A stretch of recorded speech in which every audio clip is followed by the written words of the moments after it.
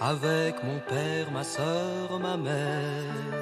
Ah oui, ça nous rappelle les vacances. Ça sent les vacances. On regarde Presque tout le monde. Non, mais tout le monde a la tête dans les vacances en ce moment. Certains y sont déjà. Mais hein. ouais, il y en Voilà. a qui y sont. Pour les Et donc, autres, direction les côtes françaises, 3500 km de côte quand même, entre la Manche, l'Atlantique et la Méditerranée, avec des endroits fabuleux. Il y a de quoi faire. Voilà. Alors, pour ceux qui n'y sont pas, on peut toujours rêver.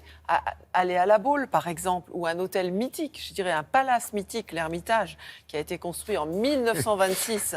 Avec un H en plus. C'est ça. L'Ermitage avec un H, ça ne s'oublie pas. Voilà, Une telle par faute. François André, face à l'une des plus belles baies du monde, rénovée en 1962 par son neveu Lucien Barrière, vient de subir un nouveau lifting. Toujours beau, toujours art déco. La deuxième adresse, elle est sur le port de Cassis. Là, c'est une maison d'hôte qui s'appelle La Méduse, qui, elle, déploie ses terrasses, pleine vue sur le port, et Ah le oui. Cap Canaille qui s'embrase Et au juste à couchant. l'entrée du port même, je crois. Voilà, Ouais, c'est exactement. Et là, même depuis son lit, on ne perd pas une miette du spectacle. La troisième adresse, on retourne à l'océan, elle est à Roscoff, dans le Finistère, où un hôtel, le Britannie, qui avait commencé sous la forme d'un manoir. Il s'appelle le Britannie parce qu'il est né à l'époque des premières liaisons maritimes avec l'Angleterre. Et d'ailleurs, il y a une grosse histoire à Roscoff avec l'Angleterre. Et bien là, il vient aussi de s'agrandir. Et là, il ressemble à un beau paquebot contemporain face à l'île de Bath, qui est toute proche. Voilà. On y va ? Allez, balade. C'est l'une des plus belles baies du monde.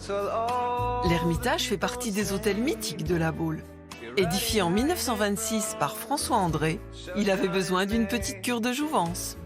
Quand on a la chance d'arriver sur cette baie magnifique, on a envie de mettre en valeur tous les éléments naturels, l'océan, le sable et juste cette poésie du mouvement. Donc c'est ce que j'ai essayé de retranscrire dans l'hôtel. Au sommet de l'art déco, les plafonds ont repris des couleurs. Impression sépia et nostalgie belle époque. Un inventaire a été fait du mobilier et on a conservé tout un tas de choses qu'on retrouve dans le lobby et dans les chambres. Quelle est la recette de cette élégance intemporelle ?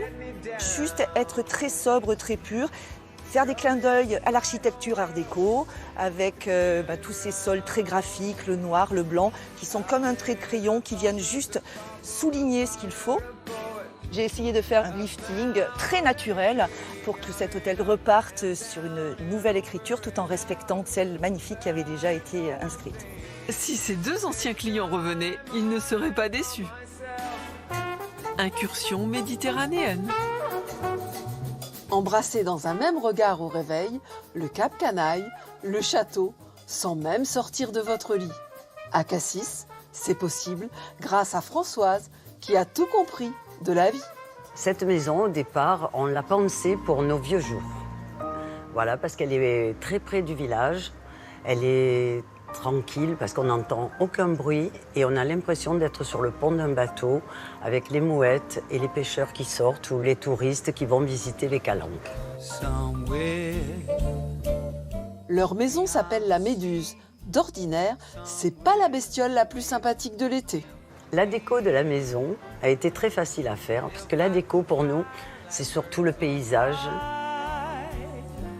Nous avons décidé de faire tout dans des tons de sable très épurés, donc dans des tons de mousse et d'algues.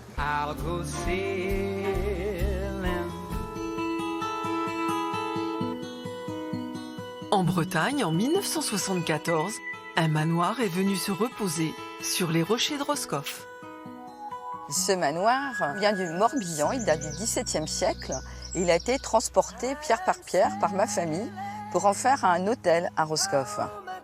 Les liaisons maritimes entre Bretagne et Cornouailles lui ont inspiré son nom. Il faut dire que Roscoff a toujours entretenu un lien affectif avec l'Angleterre.